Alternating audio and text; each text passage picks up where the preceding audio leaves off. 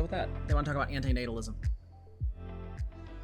Okay, I might need a refresher about where things are at. Anti-natalism is the philosophy that having children is unethical because you're bringing them to a world where they can experience suffering and pain. Okay. And also sometimes it can get into some weird it can also get into some kind of like overpopulation arguments, but I doubt that's where we're coming from. Got it. All right, so the next person we're going to talk to then is I usually just don't hear the word for it. Yeah, Bununbun. Cool name.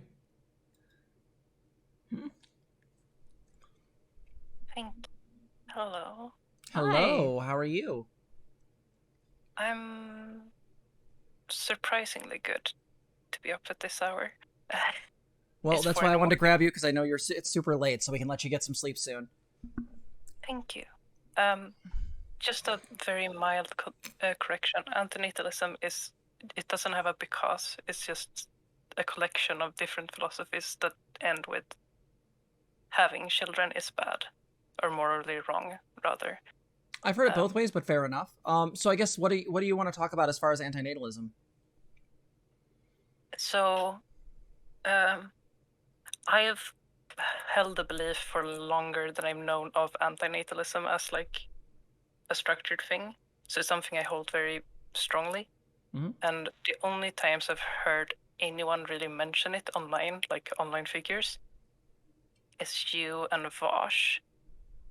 And you only mentioned it very briefly once, I believe. You said anti-natalism is cringe.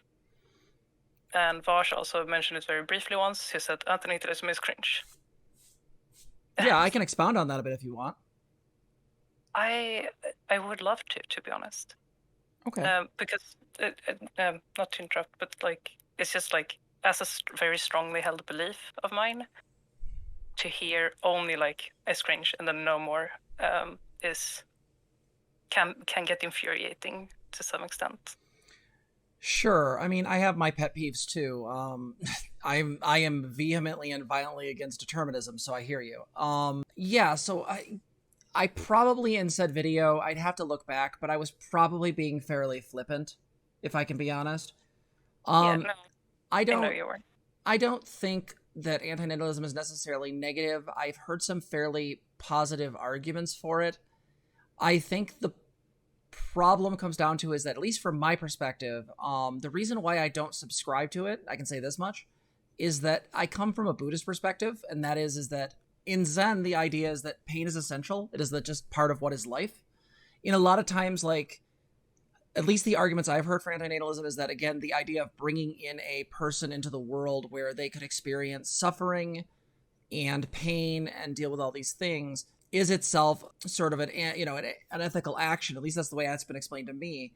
My answer to that is that, but those experiences in and of themselves are gifts. To me, at least from my value, from my axiomatic values, I would say that, like, to some degree, the ability to exist and experience anything is in and of itself a positive, and thus being able to have those experiences about pain is not necessarily a problem, because some of these things are just unavoidable for existence. Now, again, from a Buddhist perspective, suffering is optional. So there are sufferings that do happen that can be avoided, but might not be. And so that would be my argument is that, at least to some degree, is that the reason I don't subscribe to it is that I don't necessarily see that particular direction coming at it as an issue. Now, you might think differently. And Zizi, you are welcome to speak up. I don't know that I have, like, strong feelings one way or the other. Yeah, no, I'm definitely more on Poppy's side of things. That would definitely be where I would fall. I think on an individual basis, I don't have a huge issue with it, if I'm perfectly honest. Like, if somebody's really just like, I don't want to do this because I don't want to, like, it's bad to do, then that makes perfect sense. That's where I was going. Like, at this point, like, I don't want kids of my own. Like, I feel no need for that. I have circumstances where, like, that just it does not make sense to me to bring a child into the world right now. Like, that's not what my life is what I want out of my life at the moment. So, like, on an individual level, I don't particularly care, because then we're just getting into, like, well, somebody decided not to have a pregnancy. Like, cool, whatever. I think it would get a lot messier when you're, like, doing the overarching thing with it, like we see with, like, abortion or particularly abortion or sex education or something like that. Yeah, it really comes down to like I don't know if there's a way to systemically like prescribe that, but I think on an individual basis, I think it's easy to prescribe to people if they don't really feel like they have a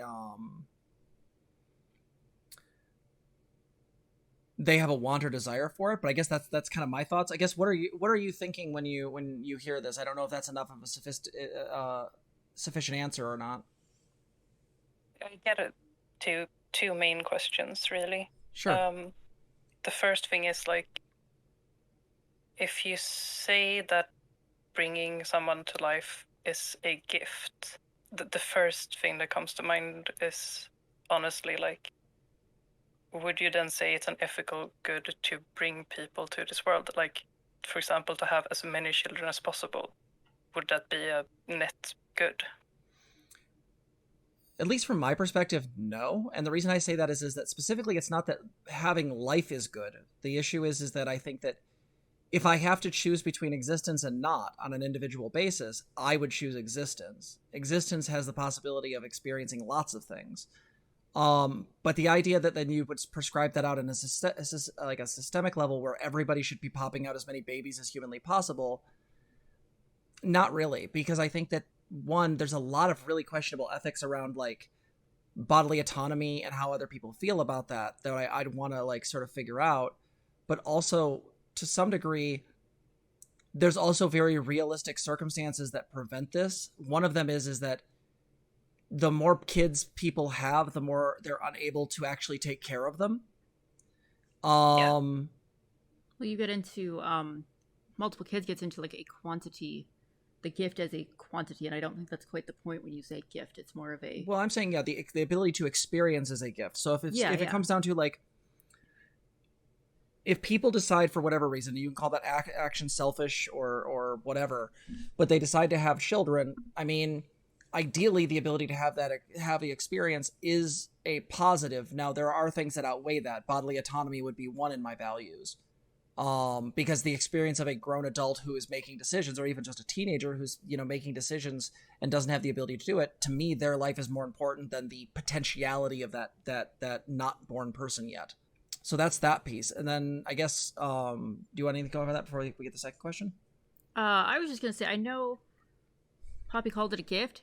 For those of you playing the home game, that does not mean... a good thing. A good thing. Also, does not mean that you are like somehow like beholden or owing your parents something. Okay. Yeah, I just axiomatically hold the idea that existence is better than not. It's the same value I use when I talk to clients about suicide, is that with suicide, there's no change. There's just some ending and unknown. With living, there's at least the possibility of things getting better. So the thing is that I will always choose sort of existence over that. But that tends to come from, again, a biased perspective that I already exist.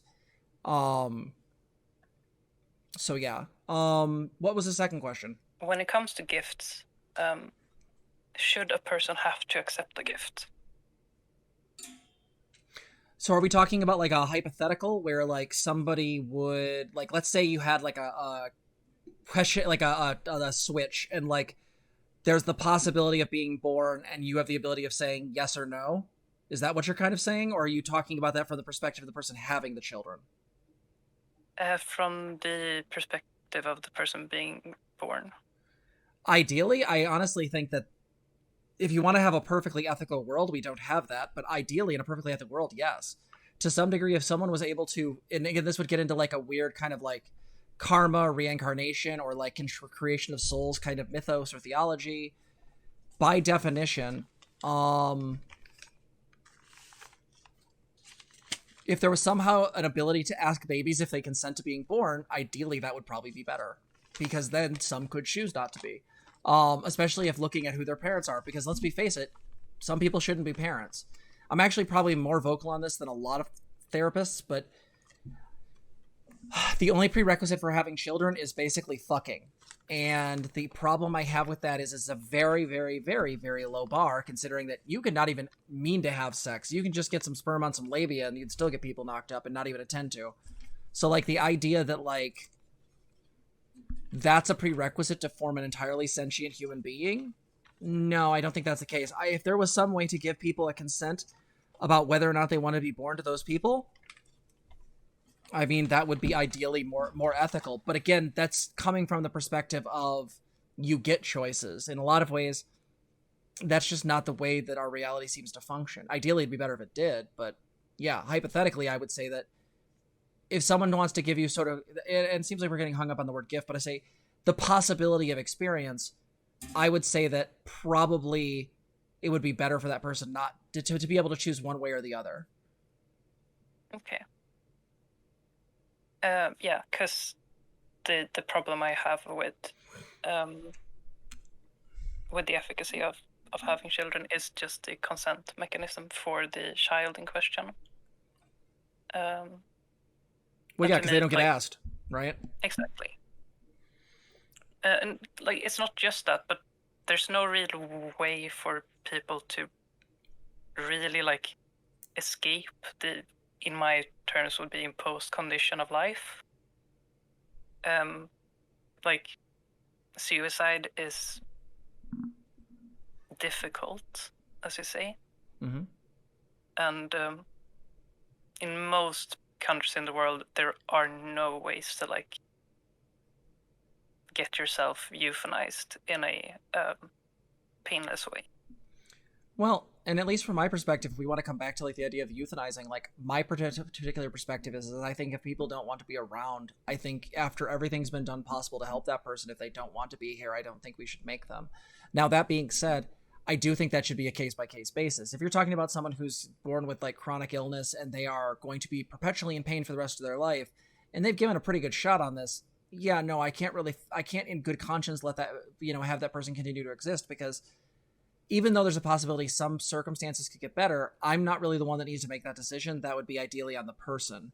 However, there are times where I think emotionally, especially due to the intensity of how we experience emotion, I think sometimes we tend to put weight on things that aren't that. They aren't necessarily these permanent situations of suffering, but rather they are issues that are temporary and circumstantial and that can change. And in those cases, I don't know if I would feel the same justification. Even though I do want people to have the volition, I also want that decision to have a certain level of weight, if that makes any sense. Yeah, or like, you have to be, I think of this in terms of like, I would like to believe that, yes, people have a choice in that. I would like to believe that we give people a choice after everything has been tried. But in a lot of cases, though, like, you gotta kind of have to go through all of that still and be like, okay, were they offered various medication options? Was there good people working with them? Because, like, if we're just getting down to, like, this person didn't have the opportunities, but once we provide the opportunities, things are fine, or things are at least, good enough to continue on, that would be a really messy one for me.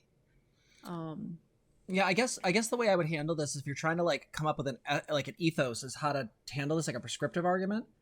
So if we know it is well, let me put it this way.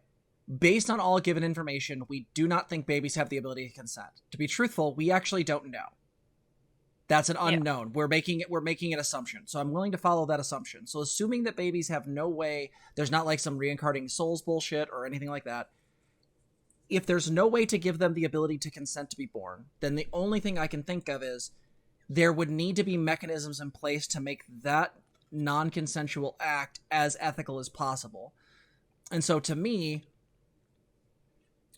that would probably come down to, one, reframing culturally how important being a parent is, and also the weight of that decision. It's not just, oh, we had a baby because we want to strengthen our relationship or because I don't want my husband to leave, but rather because there's a genuine understanding that you are bringing, as far as we know, you are bringing one of the most intelligent, most self-aware species into existence. You're bringing in something that has the ability to not only experience pain and live and die, but also has the capability of experiencing great suffering, great love, great pain, just incredible levels of different experiences that come with sentience.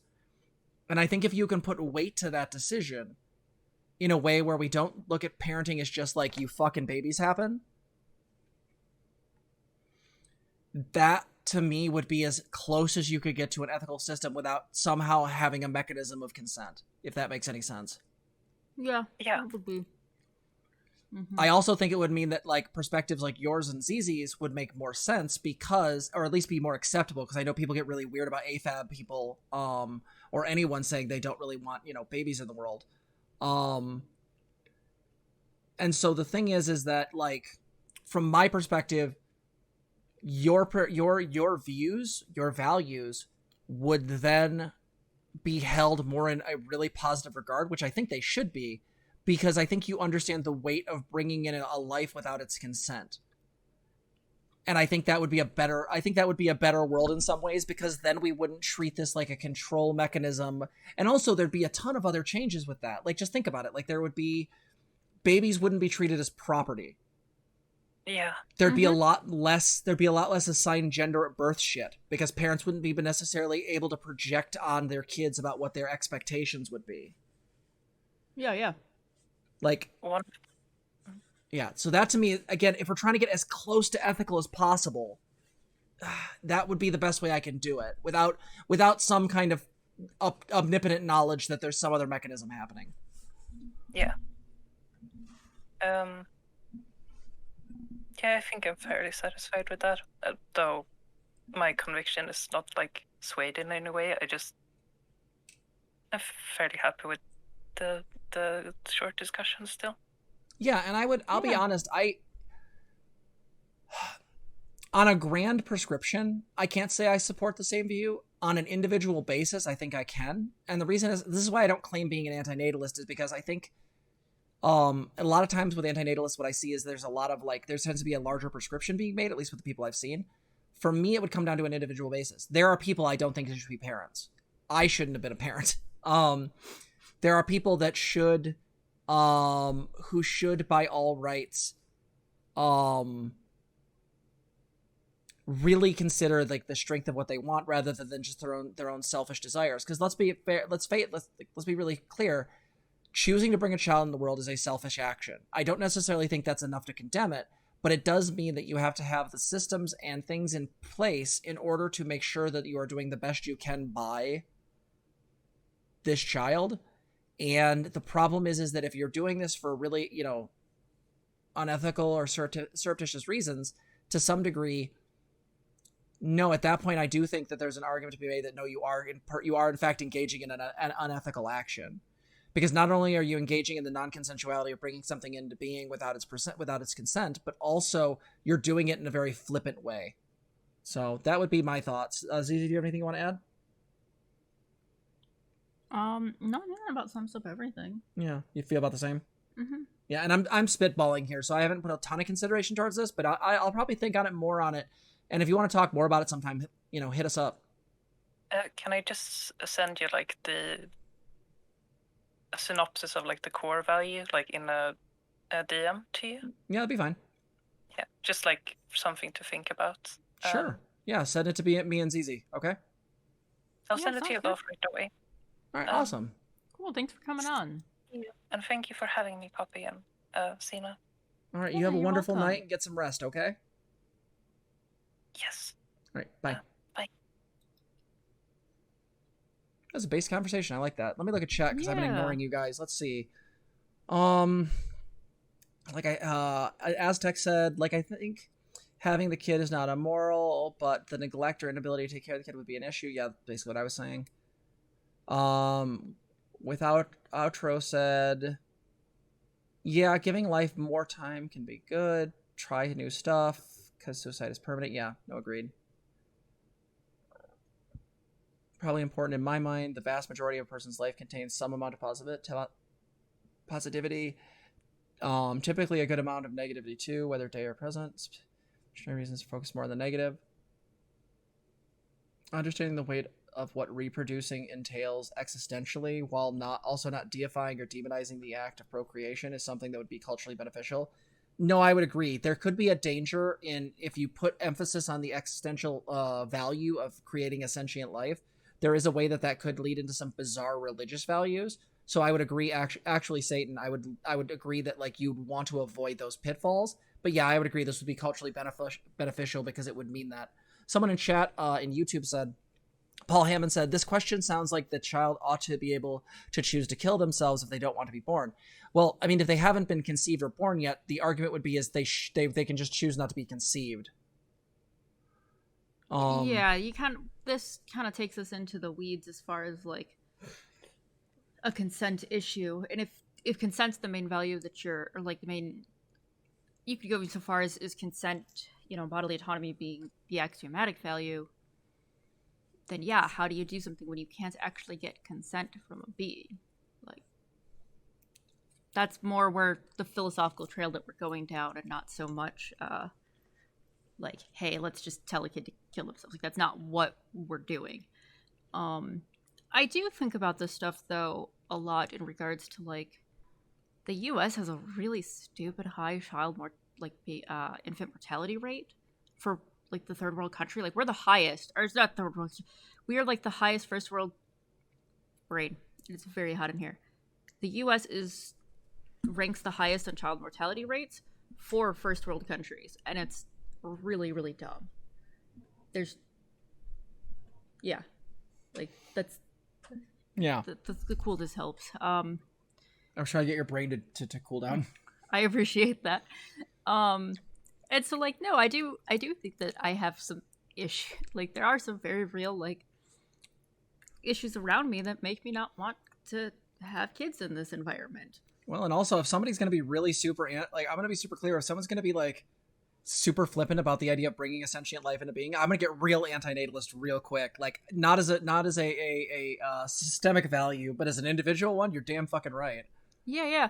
Well, like, and I think about, I want to say it's the Netherlands, and there's other countries where, like, they will give, people in the hospital, they'll give people in the hospital, having children, a whole box of stuff ready to go. The box can even be used as, like, a bed for the baby, to keep the baby safe. Like, they will just get you started with everything that you need. And the government just gives this to you out the gate.